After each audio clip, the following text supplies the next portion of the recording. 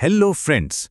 English grammar में conditional sentences एक ऐसा टॉपिक है जिसमें अक्सर लोगों को कंफ्यूजन होता है। पर चिंता की कोई बात नहीं, आज हम इसके सारे रूल्स को बहुत ही सिंपल तरीके से समझने वाले हैं। तो चलिए शुरू करते हैं। अच्छा, शुरू करने से पहले जरा इस सेंटेंस को देखते हैं। If I will work hard I will succeed. क्या लगता है, क्या ये ग्रामेटिकली करेक्ट है? एक पल के लिए सोचिए। ये एक बहुत ही कॉमन मिस्टेक है और इस सेशन के आखिर तक ये एकदम क्लियर हो जाएगा कि इसे सही कैसे करना है। तो आज हम इन 5 पॉइंट्स को कवर करने वाले हैं। हम फ्यूचर कंडीशनल के सबसे जरूरी रूल से शुरू करेंगे, फिर 3 मेन स्ट्रक्चर्स को समझेंगे, आम गलतियों पर नजर डालेंगे, हैड के कंफ्यूजिंग यूज को मास्टर करेंगे और आखिर में एक क्विक क्विज के साथ अपनी लर्निंग को टेस्ट करेंगे। तो चलिए हमारे पहले और सबसे फंडामेंटल रूल से शुरू करते हैं, फ्यूचर कंडीशनल्स का गोल्डन रूल। तो सबसे जरूरी बात जो याद रखनी है वो ये है, कंडीशनल सेंटेंस का वो हिस्सा जो इफ से शुरू होता है उसमें कभी भी फ्यूचर टेंस यानी विल या शाल का इस्तेमाल नहीं हो सकता। वो क्लॉज हमेशा सिंपल प्रेजेंट टेंस में ही होना चाहिए। ये एक नॉन नेगोशिएबल रूल है, इसे बस याद कर लीजिए। यहां इसका एक सीधा साधा एग्जाम्पल देखते हैं। इफ यू विल कम, ये गलत है। सही तरीका है इफ यू कम। जो रिजल्ट क्लॉज है आई विल गो, वो फ्यूचर टेंस में ही रहता है, लेकिन इफ क्लॉज हमेशा प्रेजेंट टेंस में ही होगा। ओके, अब आगे बढ़ते हैं कंडीशनल सेंटेंसेस के 3 मुख्य प्रकारों पर, जो अलग अलग संभावनाओं के लिए इस्तेमाल होते हैं: प्रोबेबल, इम्प्रॉबेबल और इम्पॉसिबल। अब जरा इस टेबल पे ध्यान दीजिए। ये तीनों स्ट्रक्चर्स को बहुत ही बढ़िया तरीके से दिखाता है। टाइप 1 प्रोबेबल में इफ क्लॉज सिंपल प्रेजेंट में होता है और रिजल्ट क्लॉज सिंपल फ्यूचर में, जैसे if he comes I will go. Type 2 improbable में इफ क्लॉज सिंपल पास्ट में होता है और रिजल्ट क्लॉज में वुड के साथ वर्ब का बेस फॉर्म आता है, जैसे if he came I would go. और टाइप 3 इम्पॉसिबल जो गुजरे हुए कल की बात करता है, उसमें इफ क्लॉज पास्ट परफेक्ट में होता है और रिजल्ट क्लॉज में वुड हैव के साथ वर्ब का थर्ड फॉर्म आता है, जैसे if he had come I would have gone. अब एक बहुत ही ट्रिकी गलती को देखते हैं जो अक्सर पास्ट कंडीशनल्स के साथ होती है। इसे डबल वुड हैव एरर कहते हैं। तो क्रूशियल पॉइंट ये है, जैसे एक ही सेंटेंस के 2 हिस्सों में विल का यूज नहीं कर सकते, ठीक वैसे ही दोनों हिस्सों में वुड हैव का यूज भी नहीं कर सकते।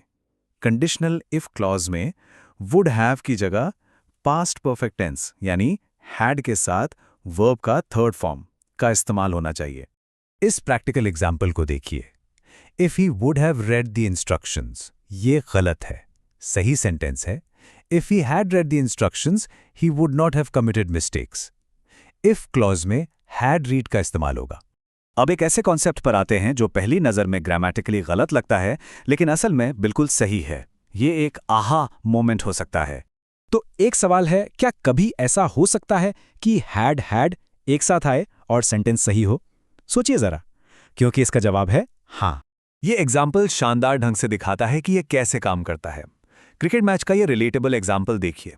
अगर कहना है कि अगर मोहन हमारी टीम में होता तो हम मैच जीत गए होते, तो सही इंग्लिश होगी if we had Mohan in our team. यहां हैड बिल्कुल सही है। तो ऐसा क्यों है? बहुत सिंपल है। पहला हैड पास्ट परफेक्ट टेंस बनाने के लिए हेल्पिंग वर्ब है और जो दूसरा हैड है वो वर्ब हैव का थर्ड फॉर्म है, जिसका मतलब यहां टू पोजेस या पास होना है। तो हैड का मतलब है हैड पोजेस्ड। सिंपल। बहुत अच्छा। अब जब हमने सभी जरूरी नियम सीख लिए हैं तो एक छोटे से क्विज का समय है ताकि ये कॉन्सेप्ट्स और भी पक्के हो जाएं। तैयार हैं? पहला सवाल, unless aid arrives thousands dash starving, इस ब्लैंक में क्या आएगा? याद रखिए अनलेस भी इफ की तरह ही एक कंडीशनल वर्ड है और सही जवाब है विल स्टार्व, क्योंकि unless aid arrives simple present tense में है तो result clause simple future tense में होगा। बहुत बढ़िया। दूसरा सवाल जो सीधे हमारे गोल्डन रूल को टेस्ट करता है, इस सेंटेंस को सही कीजिए। If she will study she will pass the exam. बिल्कुल सही जवाब है if she studies she will pass the exam. If clause में विल का इस्तेमाल नहीं होगा, इसलिए विल स्टडी की जगह स्टडीज आएगा। और हमारा आखिरी सवाल, if I dash known I would have helped, इस ब्लैंक को भरिए। रिजल्ट क्लॉज पर ध्यान दीजिए। एकदम सही जवाब है हैड नोन, क्योंकि result clause I would have helped past perfect form में है, तो इफ क्लॉज को भी पास्ट परफेक्ट यानी हैड के साथ वर्ब का थर्ड फॉर्म में होना चाहिए। तो हमने आज जो कुछ भी सीखा, ये समरी टेबल उसका एक क्विक रीकैप है। इसे फ्यूचर रेफरेंस के लिए इस्तेमाल किया जा सकता है। इसमें तीनों कंडीशनल स्ट्रक्चर्स के लिए सही टेंस कॉम्बिनेशंस दिखाए गए हैं। तो टेक अवे ये है कि कंडीशनल सेंटेंसेस के नियम मुश्किल नहीं हैं, बस थोड़ी प्रैक्टिस की जरूरत है। अब सवाल ये है कि इस नई जानकारी के साथ अपनी रोजाना की बातचीत में इन वाक्यों का सही इस्तेमाल कैसे किया जाएगा, इस पर जरूर सोचिएगा।